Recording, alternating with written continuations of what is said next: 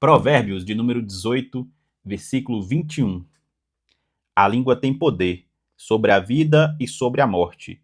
Os que gostam de usá-la comerão do seu fruto. Que alegria ter você aqui hoje.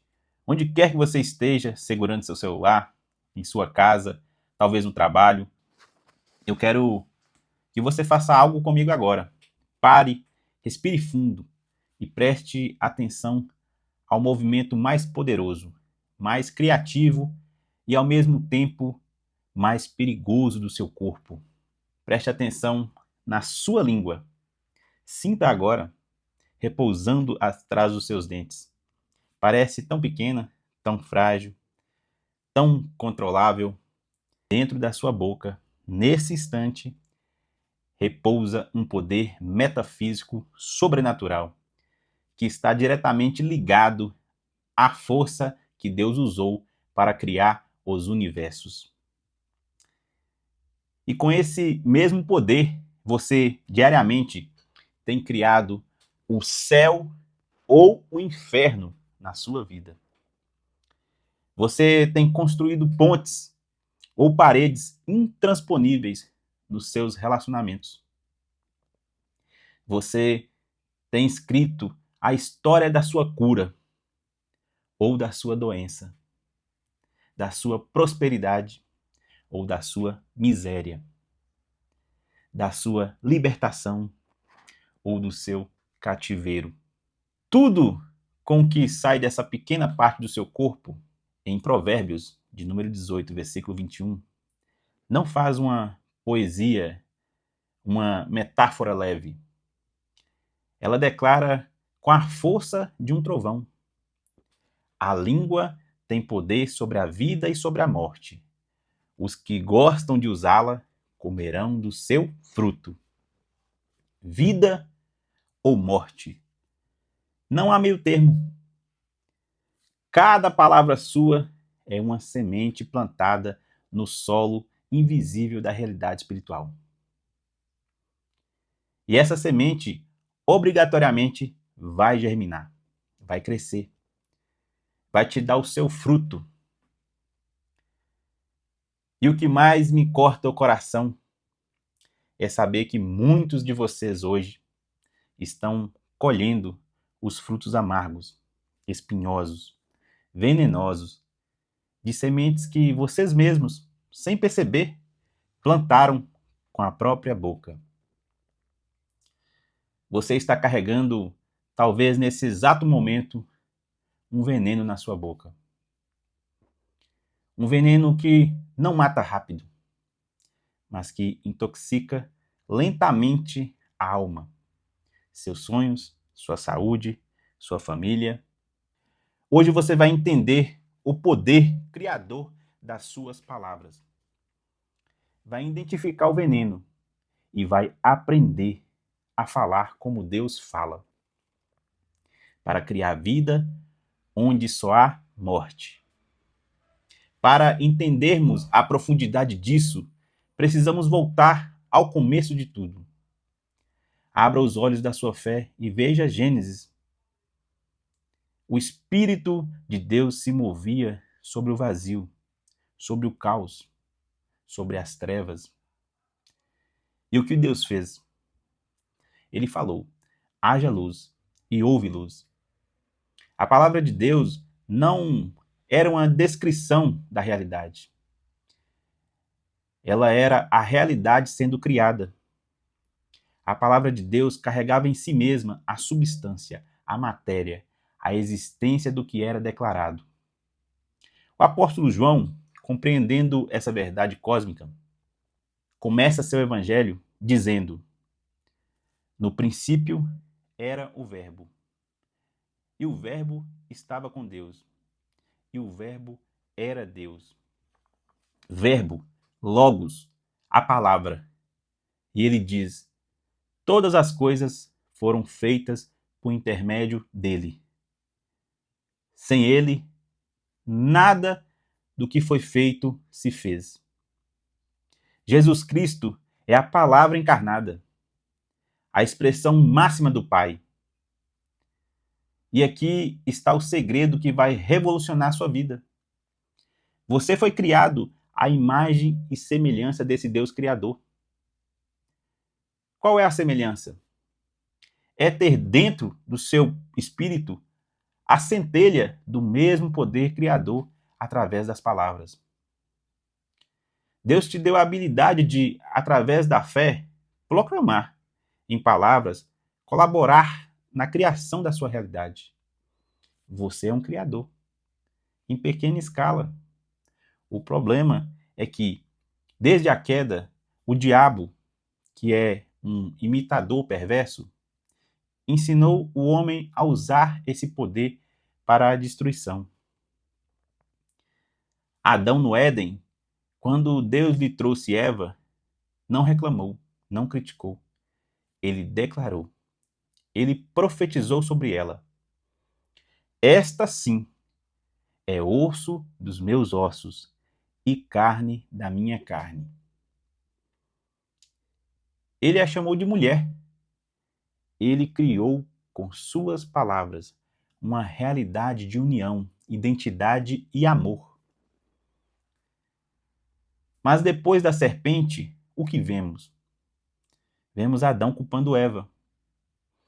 Eva culpando a serpente. Palavra de acusação, de transferência de culpa, de morte relacional. O veneno havia entrado no sistema. E veja a vida de Jesus, o mestre das palavras. Ele não curava com as mãos apenas, ele curava com a palavra. O paralítico baixado pelo telhado, ele não fez primeiro uma massagem. Ele disse: Filho, os teus pecados estão perdoados. E depois, levanta, toma o teu leito e vai para a tua casa. A palavra precedia o milagre, carregava o milagre dentro de si. Está escrito: a minha casa será chamada casa de oração. Mas vós a tendes transformado em corvil de salteadores.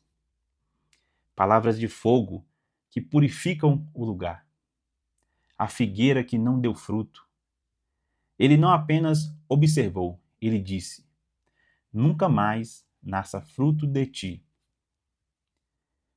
A figueira secou, da raiz para cima. Jesus nos mostrou que a palavra de fé tem um poder ativo, uma força metafísica, que age sobre o mundo natural. Ele calmou a tempestade com uma ordem: cala-te, aquieta-te. Ele ressuscitou Lázaro com um brando: Lázaro, vem para fora. Em cada caso, a palavra era o gatilho do sobrenatural. Ela não descrevia a situação, ela a transformava.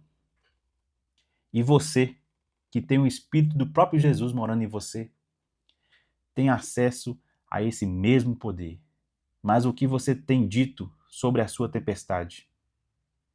Você tem ordenado que ela se acalme? Ou você tem dito: eu vou naufragar, está tudo perdido? O que você tem dito sobre o seu Lázaro? O seu sonho que parece morto? O seu casamento que parece morto? A sua saúde que parece morta? Você tem chamado vida? Ou você tem assinado a certidão de óbito com as palavras do seu lamento? É aqui que precisamos ser brutalmente honestos. Porque muitas vezes, nós que dizemos crer em Deus, vivemos uma vida de contradição linguística. Adoramos a Deus no oculto, dizemos glória a Deus, glória a Jesus, mas na segunda-feira, nossa boca se transforma numa fonte de veneno. E qual é o veneno? Vamos nomeá-lo, porque o diabo adora coisas genéricas. O veneno é a queixa constante. É o nada dá certo para mim. O eu nasci para sofrer. O Deus se esqueceu de mim. O veneno é a palavra de maldição sobre os outros e sobre a si mesmo. Meu filho é uma cruz que eu carrego. Já pensou nisso? Minha esposa é uma louca. Meu marido é um inútil. Eu sou burro. Eu sou feio. Eu nunca vou conseguir. O veneno é a fofoca. Aquela conversa que só entre nós destrói a reputação de um irmão. O veneno é a mentira revestida de piedade. O veneno é a confissão contínua da derrota. Cada uma dessas palavras é uma semente de morte. Você está com sua própria boca decretando a sua desgraça. Você está, como diz o provérbio, comendo o fruto amargo que você mesmo plantou. E depois você pergunta: Deus, por que o Senhor permite isso comigo? Deus te dá o livre-arbítrio, inclusive o livre-arbítrio das suas palavras. E você colhe exatamente o que plantou. A lei da semeadura e da colheita é imutável.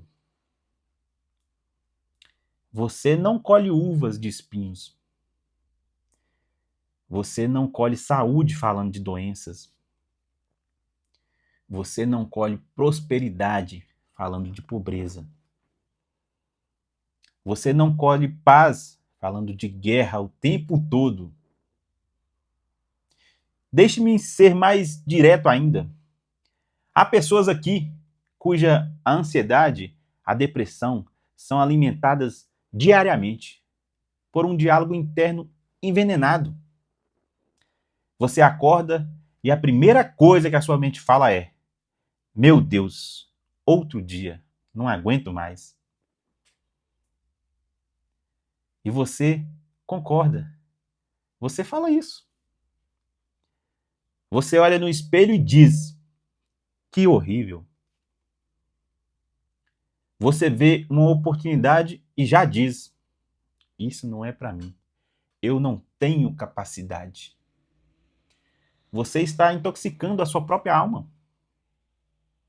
Há casais onde o respeito morreu porque as palavras se tornaram armas. Palavras ditas na raiva que cortam mais que uma faca. Eu me arrependo de ter casado com você. Você é igual a seu pai. Um fracasso. Essas palavras não são esquecidas. Elas criam uma realidade de amargura e distância. Há pais que, na hora da correção, em vez de disciplinar com amor, amaldiçoam o destino dos filhos. Você vai acabar na cadeia. Você não vai ser nada na vida. E se perguntam depois, por que o filho seguiu aquele caminho? Ele estava apenas obedecendo ao decreto que você, com a autoridade de pai ou mãe, proferiu sobre a vida dele. Preste atenção. Sua boca não é neutra. Ela é um portal espiritual. Quando você fala, você está liberando no mundo espiritual anjos e demônios, bênçãos e maldições, para trabalhar na direção das suas palavras. Mas hoje é o dia da virada. Hoje é o dia em que você troca o veneno pelo antídoto. E o antídoto é a palavra de Deus proclamada pela sua boca. Jesus, quando foi tentado no deserto, não discutiu com Satanás. Ele confrontou cada mentira, cada proposta de veneno com uma espada, a espada do Espírito, que é a palavra de Deus. Ele dizia: está escrito. Ele criou uma realidade de vitória com a palavra. E você precisa fazer o mesmo.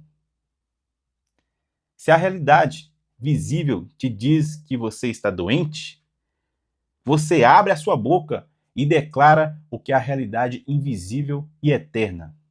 A palavra de Deus diz: pelas suas feridas eu fui curado. Senhor, eu recebo a tua cura na minha vida, em nome de Jesus. Se as contas gritam, você não grita com elas. Você decreta: ó meu Deus, segundo as suas riquezas, suprirá todas as minhas necessidades, em glória por Cristo Jesus. Eu declaro provisão e abundância na minha vida. Se o medo te assalta, você não conversa com medo. Você profetiza: Deus não me deu espírito de medo, mas de poder, amor e moderação. Eu ando em fé e coragem. Você está criando, com as palavras de fé, uma nova realidade. Você está alinhando a sua boca com a vontade de Deus. Você está cooperando com Ele na construção do seu milagre. Isso não é um pensamento positivo. Isso é fé ativa. A fé, como diz em Romano, capítulo 10, versículo 10, é com o coração que se crê para a justiça, mas é com a boca que se faz confissão para a salvação. A confissão, o falar, é a expressão final da fé. A sua salvação veio quando você, com a sua boca, confessou a Jesus como Senhor. Da mesma forma, a cura, a libertação, a restauração vem quando você, com a boca, confessa a palavra de Deus sobre aquela área. Você está chamando a experiência. Você está chamando a existência. O que não existe. Assim como Abraão, que contra toda a esperança, creu e chamou a si mesmo de pai de muitas nações. Antes mesmo de ter um filho, ele criou na dimensão espiritual a realidade que depois se manifestou no natural. Vamos orar junto? Fale comigo. Fale comigo. Senhor Jesus, eu venho a ti agora. Eu reconheço que pequei com as minhas palavras. Eu reconheço que a minha língua tem sido uma fonte de veneno, de morte, de queixa, de maldição sobre a minha vida e sobre a vida dos outros. Perdoa-me, Senhor. Limpa a minha boca com o fogo do teu Espírito Santo. A partir de hoje, eu tomo uma decisão. Eu vou guardar a minha língua do mal. Eu vou usar minha boca para abençoar, para curar, para construir, para criar a realidade da tua palavra na minha vida. Eu declaro que a minha língua é uma arma de vida. Eu decreto que todas as sementes de morte que eu plantei no passado estão quebradas pelo sangue de Jesus. Eu sou abençoado. A minha família é abençoada. A minha saúde é restaurada. Os meus caminhos são prósperos. Eu falo vida onde há morte, luz onde há treva, paz onde há confusão. Em nome de Jesus. Amém. Se você fizer essa oração de coração, algo se quebrou no mundo espiritual. Um cativeiro da sua língua foi rompido. Agora pratique isso. Vigie cada palavra. Antes de falar, pergunte: isso que eu vou dizer é vida ou é morte? Edifica ou destrói? Alinha-se com a palavra de Deus ou com a mentira do inimigo? Comece seu dia declarando bênçãos. Abençoe seus filhos antes de saírem de casa. Abençoe sua comida. Abençoe seu trabalho. Crie um ambiente de vida com suas palavras. Compartilhe com aquele amigo que só fala desgraça, com aquele parente que vive amaldiçoando a própria vida, com aquele casal em crise. Você pode ser instrumento para quebrar uma maldição geracional na vida de alguém. Lembre-se, a sua realidade hoje é o produto das palavras do seu passado. A sua realidade de amanhã será moldada pelas palavras que você começa a proferir hoje. Comece agora. Fale vida, fale cura, fale libertação, fale prosperidade, fale paz. Porque aquele que está em você é maior do que aquele que está no mundo.